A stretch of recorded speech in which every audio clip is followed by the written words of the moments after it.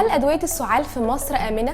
بعد تحذير الصحة العالمية من أدوية السعال المصنوعة في الهند وارتباطها المتكرر بإصابات الكلى الحادة والوفاة بين الأطفال، الدكتور أحمد سعيد يونس استشاري طب الأطفال قال إن الأدوية دي مش موجودة في مصر، وأي دواء للسعال موجود في مصر فهو آمن ومفيش أي قلق منه.